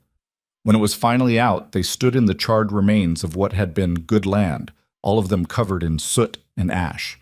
It was deliberate, one of the hands said, pointing to where the fire had started. Look, multiple points. Someone wanted this to spread. Rowan's face was like stone. Go into town, he told the hand. Get the sheriff. But when the sheriff arrived, he barely looked at the evidence. Could have been lightning, he said with a shrug. There hasn't been a storm in weeks, Rowan said. Could have been someone passing through, careless with a cigarette. It was arson, Rowan said, his voice hard. And you know it. The sheriff met his eyes. What I know is that I can't arrest anyone without proof. And seeing as how there's no witnesses and no evidence, my hands are tied. Convenient, Alara said. The sheriff tipped his hat. Ma'am? He left. Rowan stood staring at the burned land, his fists clenched. They're not going to stop, Alara said quietly. No, he agreed. They're not. She moved to stand beside him. Maybe we should... No, he cut her off. We're not leaving. We're not giving in. They want us gone. They're going to have to do a hell of a lot more than burn a pasture. She looked at him, at the set of his jaw, the fire in his eyes, and felt her own resolve harden. Then we fight, she said. He turned to her. Together? Together. He took her hand, and standing there in the ashes of what they'd almost lost, they made a silent promise. Whatever came next, they would face it side by side. The fire changed something in both of them. For days afterward, Alara found herself watching the horizon, waiting for the next attack. Rowan barely slept, making rounds of the property at all hours, checking fences and buildings, looking for signs of trouble. They were exhausted, on edge, waiting for a fight they couldn't predict. It came from an unexpected direction. A week after the fire, Alara's father appeared at the ranch. He looked worse than the last time she'd seen him, thinner, grayer, like something inside him had broken. "I need to talk to you," he said when she opened the door. "Both of you." They sat in the kitchen. Rowan made coffee out of habit, though no one touched it. Her father stared at his hands for a long moment before speaking. "I heard about the fire," he said finally, "and about Carson and his men coming here." "Word travels fast," Rowan said, his tone flat. "This is a small town," her father said. "Everyone knows everything." He looked up at Alara. "I came to apologize." She blinked. "For what?" "For everything." His voice cracked. "For putting you in this position, for believing the worst about Rowan instead of seeing what was right in front of me, for letting my own fear and shame cloud my judgment." Alara felt her throat tighten. "Papa, let me finish," he said. "I've spent the last few months listening to gossip, believing what other people told me instead of trusting my own daughter. And I was wrong. About Rowan. About you. About all of it." He turned to Rowan. "You're a better man than I gave you credit for. Better than I am, if I'm being honest. And I'm sorry I didn't see it sooner." Rowan was quiet for a moment. "What changed your mind?" he asked. Her father smiled bitterly. "Your wife.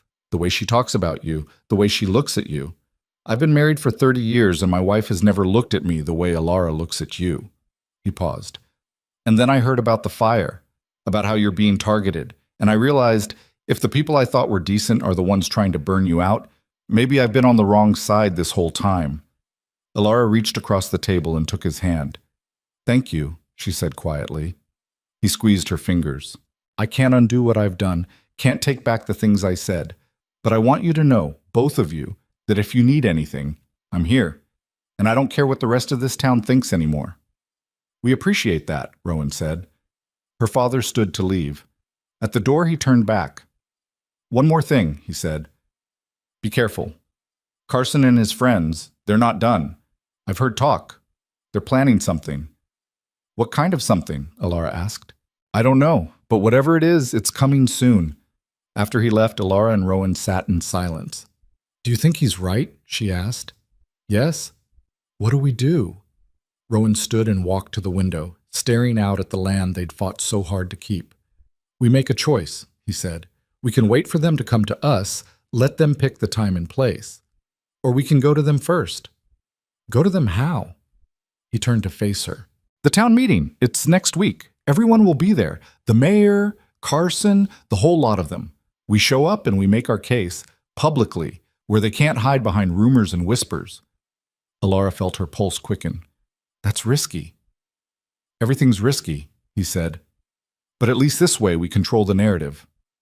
She thought about it, about standing in front of the entire town, exposing themselves to more judgment, more hatred. But Rowan was right. They couldn't keep waiting, couldn't keep reacting. "All right," she said, "let's do it." The days leading up to the town meeting crawled by. Alara rehearsed what she wanted to say, writing and rewriting the words until they felt right. Rowan didn't prepare at all. He said he'd know what to say when the time came. She envied his certainty. The night before the meeting, she couldn't eat, couldn't focus on anything. She paced the house until Rowan finally caught her hand and pulled her down beside him on the sofa. "You're going to wear a hole in the floor," he said. "I'm terrified." "I know." "What if it doesn't work? What if we make things worse?" He cupped her face in his hands. "Then we'll deal with it," he said, "like we always do. Together." She leaned into him, drawing strength from his presence. "I love you," she said. "I love you too." That night they lay in bed holding each other, neither of them sleeping, both of them waiting for dawn. The town hall was packed. Every seat was filled, people standing along the walls, crammed into every available space. The air was thick with tension and the smell of too many bodies in too small a room. Alara and Rowan walked in together. The crowd went silent. Every eye turned to them. She felt her stomach twist, but she kept her head high. They found 2 empty chairs near the back and sat down. The mayor stood at the front, calling the meeting to order. He went through the usual business, water rights, road repairs, upcoming festivals. Then he cleared his throat. Now, he said, we have some concerns that have been raised by members of the community regarding certain irregularities in property ownership. Alara's hands clenched in her lap. Carson stood up. I'll say it plain, he announced. Rowan Hale has been flouting tradition and common decency by giving his wife control of land and resources that rightfully belong under a man's stewardship. It's an insult to every hard-working man in this town, and it sets a dangerous precedent. Murmurs of agreement rippled through the crowd. The mayor nodded. Mr. Hale, would you like to respond? Rowan stood. Alara could feel the tension radiating off him, but his voice was calm when he spoke. I would, he said. But first I'd like to ask Mr. Carson a question. Carson scowled. What? How much land does your wife own? Carson's face reddened. That's not... None, Rowan said. She owns nothing. Everything you have is in your name, your house, your store, your savings. She works beside you every day, keeps your books, manages your household, and she owns nothing. That's how it should be, Carson shot back. Why? Rowan asked. Why should the woman who works just as hard as you do have no claim to what she's helped build? Because that's the way it's always been. That's not an answer, Rowan said. That's just fear. The room erupted in angry voices. The mayor banged his gavel. Order! Order! Rowan waited for the noise to die down. I gave my wife half the ranch because she earned it, he said. Because she works as hard as I do. Because she deserves to have something that's hers. And if that threatens you, Mr. Carson, then maybe you should ask yourself why. Carson's face was purple now. You're trying to destroy the natural order. There's nothing natural about keeping people powerless, Rowan interrupted, about making sure they can never leave, never stand on their own, never have a choice. He looked around the room. Most of you married your wives when they were young, when they didn't have any other options, and you've spent your whole lives making sure they never get any. You call it tradition. I call it cowardice. The room exploded. Alara stood up. Enough, she said. Her voice wasn't loud, but something in it cut through the noise. People quieted, turning to look at her. She took a breath. I know what you all think of me, she said. I know the names you call me when you think I can't hear. I know you think I'm a woman who sold herself, who has no dignity, no pride. She paused. You're wrong. Someone laughed. She ignored them. 3 months ago, I stood in a church and married a man I didn't know to save my family from ruin. I had no choice, no power, nothing that was mine. Her voice grew stronger. Today I own land. I have my name on a deed. I have a husband who respects me, who trusts me, who treats me like an equal. And I'm standing here in front of all of you to say that I am not ashamed, not of my marriage, not of my choices, not of who I've become. She looked directly at Mrs. Brennan, who sat in the front row, her face tight with fury. You want to judge me? Fine. But ask yourselves this. When was the last time any of you had the courage to choose your own life? When was the last time you stood up for what you believed in, even when it scared you? The room was silent now. I used to think I was trapped, Alara continued, that I would always be the girl who had no choice. But I was wrong. Every day I choose to stay. I choose to fight. I choose to be here. And that's more freedom than most of you will ever have. She sat down. For a moment, no one moved. No one spoke. Then, from the back of the room, someone started clapping. Alara turned. It was Mrs. Callahan, the schoolteacher. She was on her feet, applauding. One by one, other women stood. Not many, maybe a dozen out of the whole crowd. But they stood, and they clapped. The mayor banged his gavel again, looking flustered. We need to maintain order. I have something to say. Everyone turned. Rowan was standing again. He reached into his coat pocket and pulled out a folded piece of paper. This is a new deed, he said, for the section of land with the water rights, the section I transferred to my wife 2 weeks ago. He unfolded it. As of this morning, that land is no longer in Alara's name alone. Alara's heart stopped. I've put it in both our names, Rowan continued. Equal ownership, equal rights. Not because I'm taking anything away from her, but because I want everyone in this room to understand something. He looked around. She's not my property. She's not my possession. She's my partner. And from this day forward, everything I have, everything I build, everything I am, it's ours, together. He held up the deed. Anyone who has a problem with that can take it up with both of us. The silence was deafening. Then Rowan did something no one expected. He handed the deed to the mayor. "I'd like this recorded in the town registry," he said, "official and public. So there's no question, no doubt. No room for gossip." The mayor stared at the document like it might bite him. This is highly irregular. So was burning our pasture," Rowan said coldly. "Record it, now." The mayor swallowed hard, nodded. Carson stood up, his face twisted with rage. "This is an outrage. You can't just—" "Yes, I can," Rowan said. "And I did. And if you or anyone else has a problem with how I run my ranch or treat my wife, you can come talk to me about it. Alone. Face to face. Not through arson, not through threats. Like men." He let the words hang in the air. "But I'm warning you now. Come after my wife. Come after my land. Come after anything that's mine again. And I will make sure everyone in this town knows exactly who you are. Cowards who hide behind tradition because you're too scared to let the women in your lives have any power." Carson opened his mouth, closed it, sat down. The mayor looked around the room, clearly at a loss. "Is there any other business?" he asked weakly. No one spoke. "Then this meeting is adjourned." People filed out slowly, throwing glances at Rowan and Alara, whispering among themselves. The women who had stood for Alara made their way over. Mrs. Callahan was first. "That was brave," she said quietly. "Both of you." "Thank you," Alara said.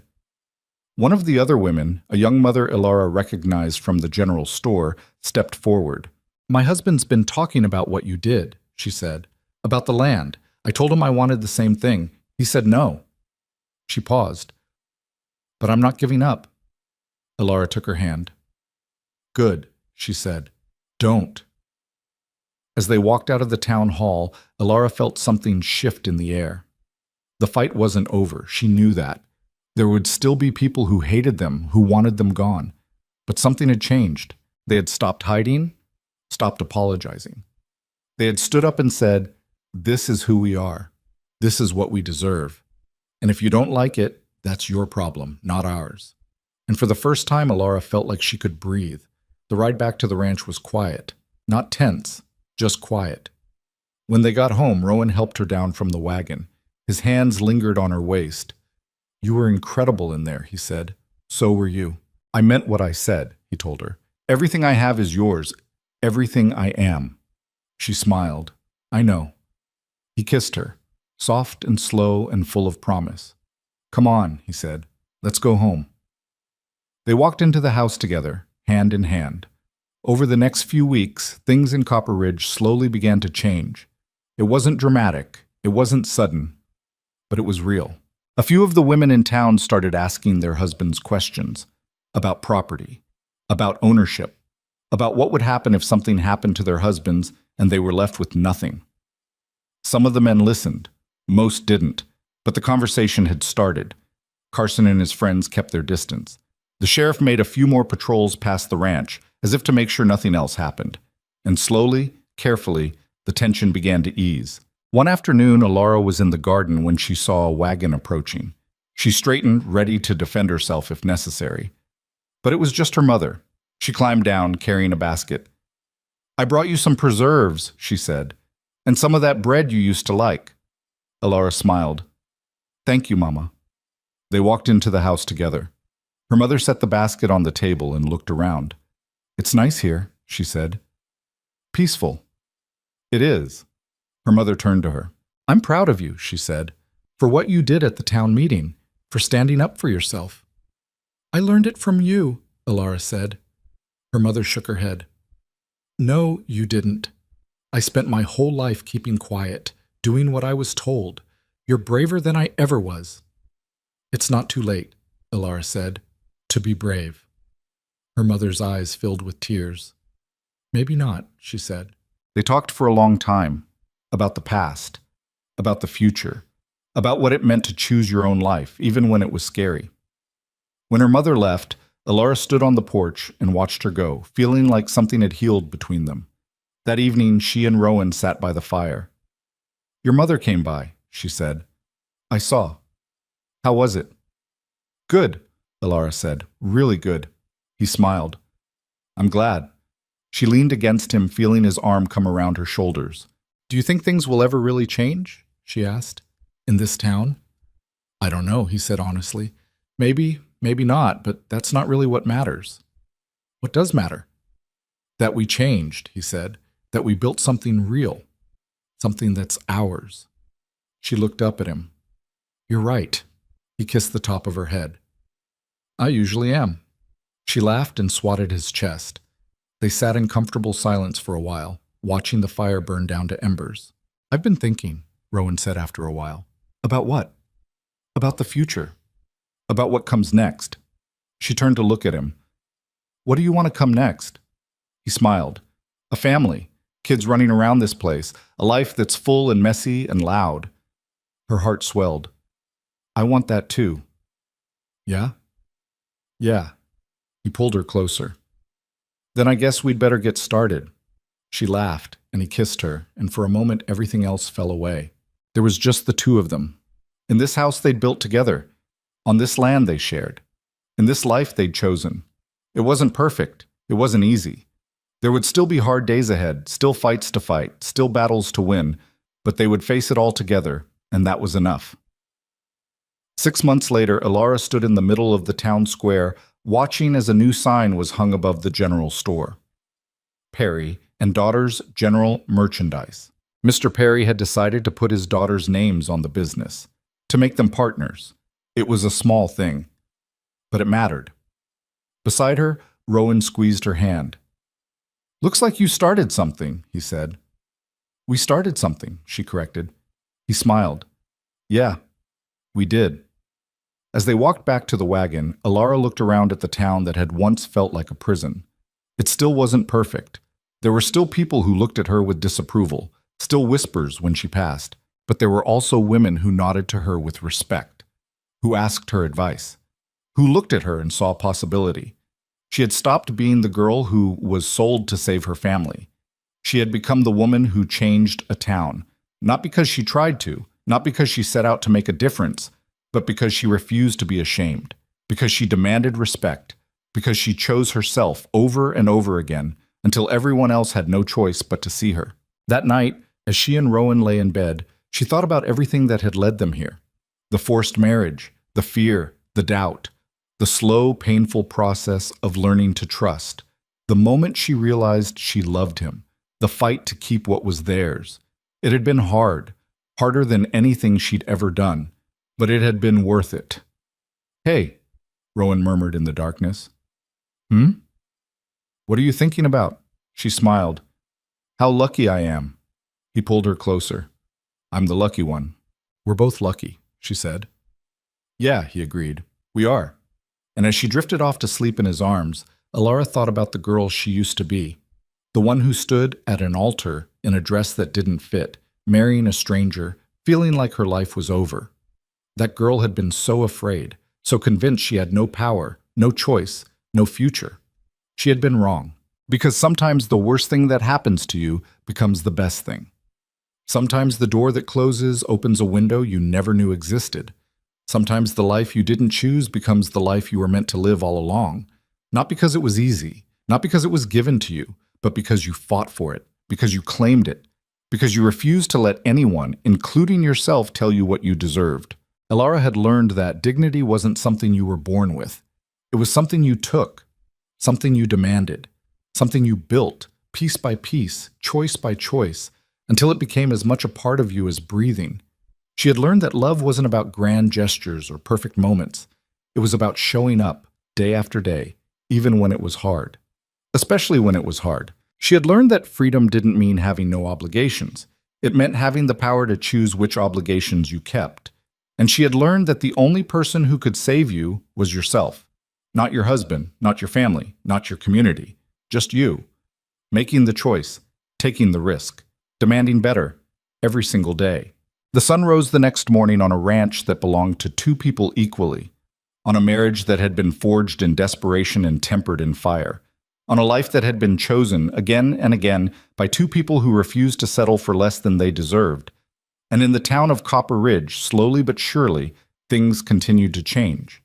Because Alara Hale had shown them what was possible. And some people were brave enough to follow. Not everyone, not even most people, but enough. And that was how revolution started.